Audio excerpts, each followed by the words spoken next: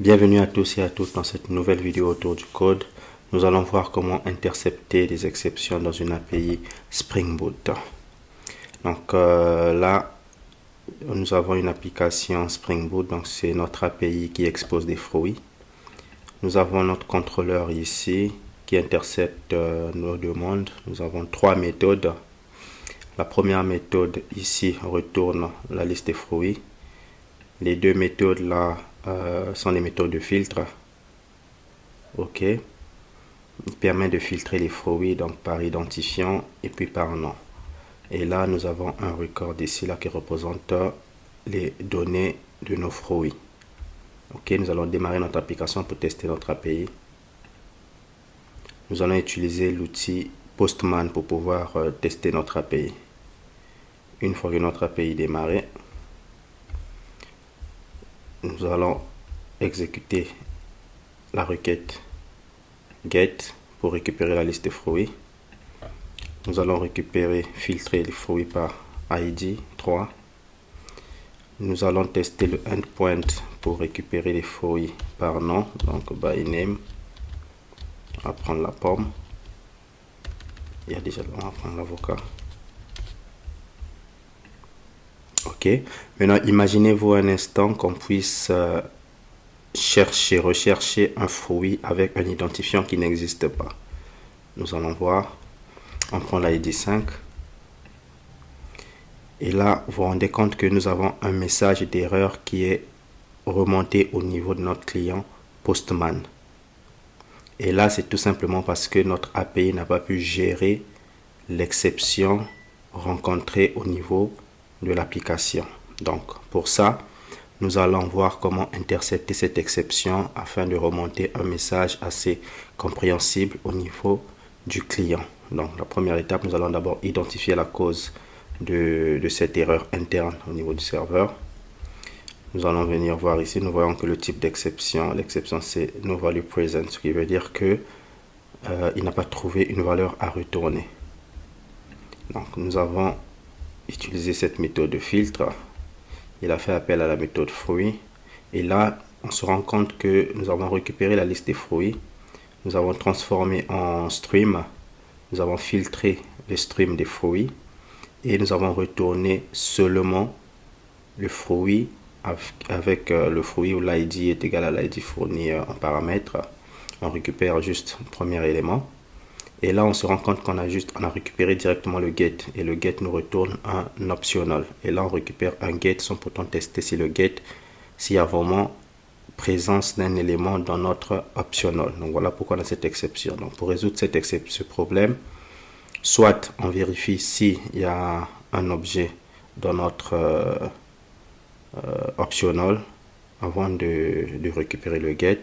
Ou dans notre cas, nous allons lever une exception au cas où on ne trouve pas. Ok, donc on va appeler la méthode or else true. Là on lève une exception et là nous pourrons définir le type d'exception que nous voulons lever. Donc pour cela nous allons créer notre type d'exception ici. Nous allons l'appeler fruit not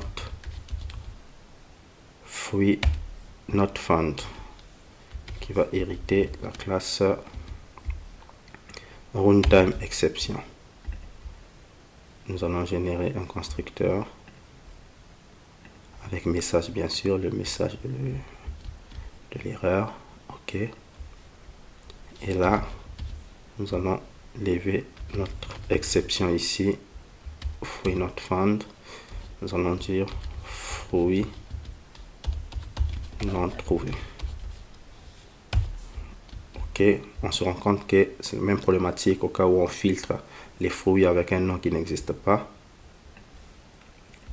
On va venir ici. Ok, voilà.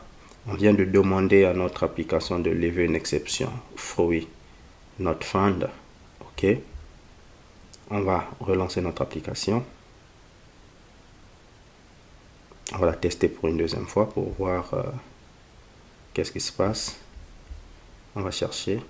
On a toujours un message qui n'est pas compréhensible qui remonte au niveau du client. Par contre, le message, notre exception, le type a été contrôler. Donc, on a personnalisé le type de notre exception. Cette fois-ci, il faut maintenant intercepter ce type d'exception afin de personnaliser un message, ok, et renvoyer ce message au niveau de notre API pour que notre API puisse le retourner au niveau du client.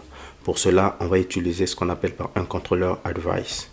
Ok, le contrôleur advice ici va intercepter les exceptions de nos contrôleurs à travers l'application. Ok, donc pour ça, nous allons créer une classe ici que nous allons appeler nous allons l'appeler comment? On va dire exception handler. Ok, donc c'est une classe à noter controller advice. Ok, donc pour ça, nous devons définir le type, le modèle de message à retourner au niveau de client. Donc pour ce modèle de message, nous aurons besoin d'un code et puis d'un message, une chaîne de caractères. Donc pour cela, nous allons créer une donnée. Nous allons l'appeler API erreur. Ok, API erreur, on va dire, il aura un code et puis un message.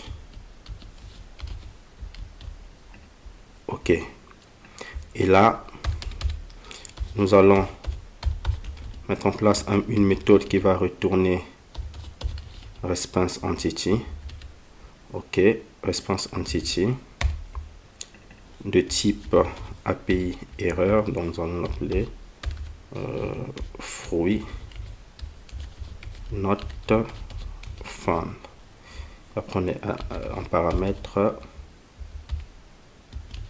notre exception. Ok, donc on va utiliser le exception handler, ok, qui prend en paramètre un tableau d'exception. Donc nous, dans notre cas, nous allons demander à notre contrôleur advice de pouvoir intercepter toutes les exceptions au niveau de l'application, et cette méthode sera appelée si et seulement si le contrôleur advice a intercepté l'exception de type fruit not found. Il va faire appel à cette méthode là, et dans le corps de la méthode, nous allons retourner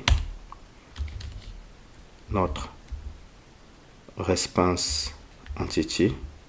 Donc nous allons donner ici notre body, donc c'est notre API, on va dire new API. Le code, nous allons dire le code 400, et puis l'erreur, nous allons le récupérer au niveau, le message dans le repère au niveau de l'erreur. Puis nous allons donner le code HTTPS status.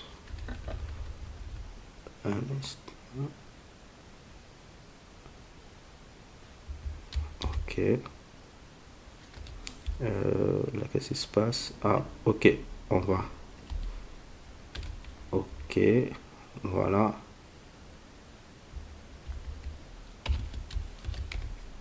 HTTPS statut. On va dire not found.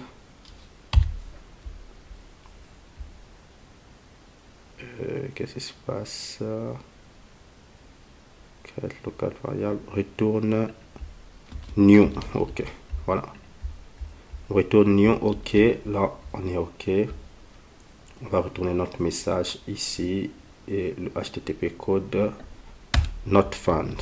Ok, le HTTP code qui va s'afficher ici. Et puis notre code au niveau du modèle. Nous allons redémarrer notre application. Nous allons tester pour voir si notre contrôleur advice ok. Et là, nous allons tester. Et boum, nous avons notre message personnalisé. Alors, qu'est-ce qui s'est passé? Une fois qu'on a exécuté, bien sûr, le contrôleur a intercepté la requête. On a appelé la méthode fruit. La méthode a appelé cette méthode fruit. ID en paramètre, on a filtré, on n'a pas trouvé l'élément avec l'ID qu'on a envoyé en paramètre. Il a levé l'exception du type fruit not found.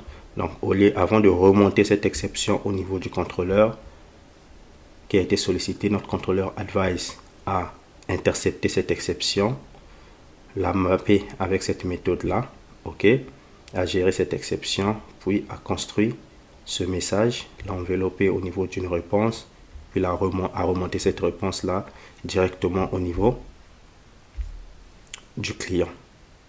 Donc avant, on n'avait pas d'intercepteur. L'erreur, l'exception a été remontée directement au niveau de notre contrôleur et notre contrôleur nous a livré notre message d'erreur. Voilà notre message compréhensible, bien formaté avec un code d'erreur et puis un message qui est descriptif. Donc le client comprend mieux qu'il y a une exception.